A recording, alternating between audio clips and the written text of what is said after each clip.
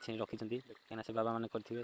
ତ ଏଇଟା ହେଉଛି ଗଙ୍ଗା ମାତା ପଥରରେ ଲେଖା ହେଇଛି। ତ ଗଙ୍ଗା ମାତା ଠାକୁର ଅଛନ୍ତି ଏଠି। ତ ଦେଖିପାରୁଥିବେ ସେଇ ବାଟେ ଯାଇତେ ପଡ଼ିବ ନା ସେଇ ତଳ ବାଟେ ଦେଖିପାରିବେ। ଭଲ ମୋ ପିଲାମାନେ ବହୁତ ସାଙ୍ଗ ମାନେ ବହୁତ ହେଲ୍ପ କଲେ। ହ୍ୟାଲୋ ଗାଇସ୍, ଦେଖିପାରୁଥିବ ମୁଁ ବର୍ତ୍ତମାନ କୋଉଠିକି ଯାଉଛି। ତ ଯୋଉଠିକି ଗରମ ପାଣି ବାହାରୁଛି, ଗରମ ପାଣି ତତିଲା ପାଣି ଯୋଉଟାକୁ କୁହନ୍ତି ଗାଁ ନାଁଟା। ତ ସେଇଟା ଆମ ମାଇଲଗିରି ତଳେ ଆଉ ପାହାଡ଼ ତଳେଇକିନା ଅଛି। ସେଠି ମାନେ ପାଣି ବାହାରିଛି ଯୋଉଠିକି ମାନେ ଏତେ ଗରମ ଯେ ଚାଉଳ ପକେଇଲେ ସେଠି ବି ମାନେ ଭାତ ହେଇଯିବ। ମାନେ ସାଙ୍ଗେ ସାଙ୍ଗେ 15-20 ମିନିଟ୍ ଭିତରେ ଚାଉଳଟା ବି ଭାତ ହେଇଯିବ। ଖାଇ ବି ପାରିବ ଆପଣମାନେ କି ଆମେ ବି ଖାଇପାରିବୁ ସମସ୍ତେ। ଏଇଟା ପକେଇଲେ ମାନେ ଖାଇ ହେବ ସବୁ, ମାନେ ଚାଉଳଟା ଫୁଟିକିନା ଭାତ ହେଇଯିବ। ତ ସେଇ ଜାଗାକୁ ମୁଁ ଯାଉଛି 2025 ସରିକି 2026 ନୂଆ ବର୍ଷ ପାଇଁ ମୁଁ ଯାଉଛି। ସେଠି ଗାଧେଇକିନା ବି ଆଇବି। ଏତେ ଭାଗ୍ୟଟା ମୁଁ ଭଲ ଯେ ମୁଁ ଗାଧେଇ ବି ପାରିବି ସେ ପାଣିରେ।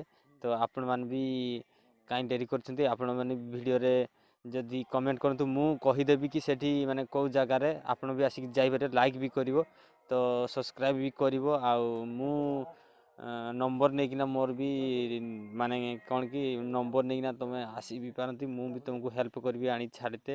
ତ ଏଇଟା କେଉଁ ଜାଗାରେ ମୁଁ ତୁମକୁ ଶେଷରେ କହିବି। ତ ଦେଖେଇବି କେମିତି ପାଣି ବାହାରୁଛି, କେମିତି ଗରମ ଅଛି। ତ ମୁଁ ବି ତ ଦେଖିନି ଦିନେ ବି, ତ ଯାଉଛି ଆଜି ଦେଖିକି ଆଇବା। ଏ ବାବୁମାନେ ମୋତେ ନେଇ ଛାଡ଼ୁଛନ୍ତି, ତ ତାଙ୍କ ଗାଁକୁ ଆସିଥିବାରୁ ନେଇ ଛାଡ଼ୁଛନ୍ତି। ଦେଖିକିନା ଆସିବା, ତ ଆସ।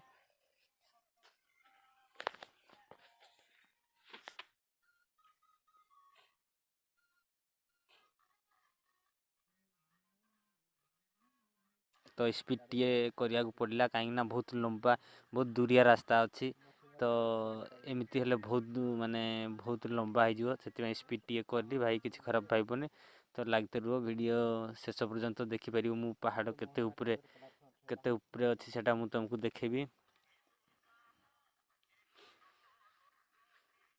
ଭୋର ସକାଳୁ ଯାଉଛି, ଦେଖୁଛ କୁହୁଡ଼ା ମାଡ଼ିକିନା ଅଛି। ହ୍ୟାଲୋ ଗାଇସ୍, ଇଏ ଦେଖ ଆମ ସାଙ୍ଗ ପିଲାମାନେ ତ ନେଇ ଛାଡ଼ୁଛନ୍ତି। ଆଉ ବହୁତ ଭଲ ପିଲାମାନେ, ସେ ଏଇ ଗାଁର ତତିଲା ପାଣିର। ତ ତାଙ୍କ ନାଁ ପଚାରିଦେବା। ତାଙ୍କ ନାଁ ହେଉଛି ସୁଜିତ। ସିଏ କହିଲେ ତ ତାଙ୍କ ନାଁ ବି ମୋତେ କହିଦେଇଛନ୍ତି। ତାଙ୍କ ନାଁ ମାନେ ରାହୁଲ।